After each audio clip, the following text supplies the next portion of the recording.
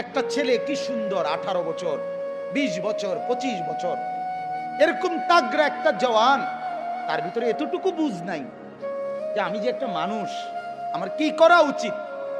এই বুঝটুকু যার নাই, সে কি পরিমাণ মূর্খ, কি পরিমাণ নাদান। আপনি ভাবেন, সকালবেলা ঘুম থেকে উঠে আরেকবার ঘুম যাওয়া পর্যন্ত একটা মোবাইল তার সঙ্গী, আর কতগুলো বন্ধু 4-5 জনের লগে আড্ডাবাজি, এরা তার সঙ্গী।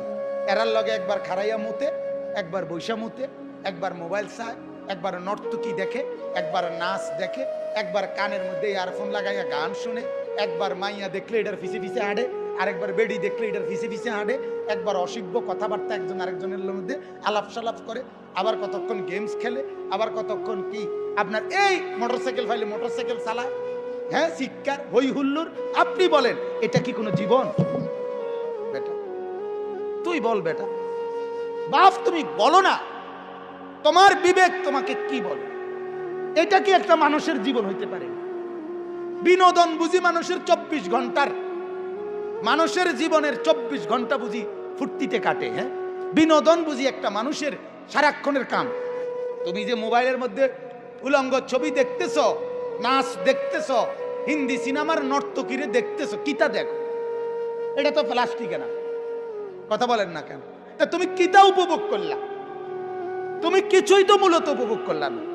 যে মায়ের পিছনে তুমি প্রেম করো, আরে কি উপভোগ করলা তুমি? হুদা পয়সা না খরচ যার তোমার, তোমার কতগুলো টাকা ছাড়া আর কি যাইতে আছে? তোমার শরীরের যৌবনটা নষ্ট হওয়া ছাড়া আর কি হচ্ছে লাভ? আপনি বলেন। কিন্তু কে বুঝাবে? বেকুবের বুদ্ধি কম থাকে। আমি সবসময় বলি, জালেমের বুদ্ধি কম থাকে, নাফরমানের বুদ্ধি কম থাকে। কথা মনে রাখবেন, এটা পাপীর কি থাকে? বুদ্ধি। পাপীর বুদ্ধি কম।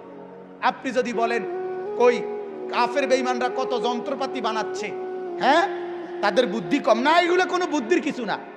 এটা মালিক আল্লাহ কোরআনে স্পষ্ট আছে, আমি পৃথিবীতে যখন যেই জিনিসটি যখন যেই মুহূর্তে বানাবো, এটা আমি আমার কোনো না কোনো বান্দার মাথাতে আমি এটার ফর্মুলা ঢেলে দেই, সে এটা করতে থাকে। কথা বুঝছেন কিনা? আপনি নয়তো যে বেটা ট্রাক বানাইছে তারে আপনি মোবাইলটা বানাইতেন কোন? হেতে কমায় পারি না, কাফারস টাকা তুই এত বড় ট্রাক বানাইতে পারলে তুইটা বানাইতে পারছ, এটা তো ছোট। কথা বলেন না কেন? না না, এটা ছোট বড় লইয়া কথা না, আল্লাহ তাআলার ফয়সালা এটা, যাকে দিয়ে আল্লাহ যেই কাজটা করা, ঠিক কিনা বলেন না কেন? হ্যাঁ, আমি আমার জীবনে একবার আমাদের কুমিল্লা কিছুদিন আগে কুমিল্লা আমাদের ইজতেমা হয়েছিল, দাওয়াত তাবলীগের ইজতেমা হয়েছিল। তখন ওইখানে আমরা মাদ্রাসা থেকে গিয়ে গিয়ে মাটি কাটছে ছাত্র ওস্তাদরা। আমি 3টা কোপ দিছি, মাটির কোপ, মানে কোদাল দিয়া আমি কাটতে গেছি, হুইয়ে এলেছি।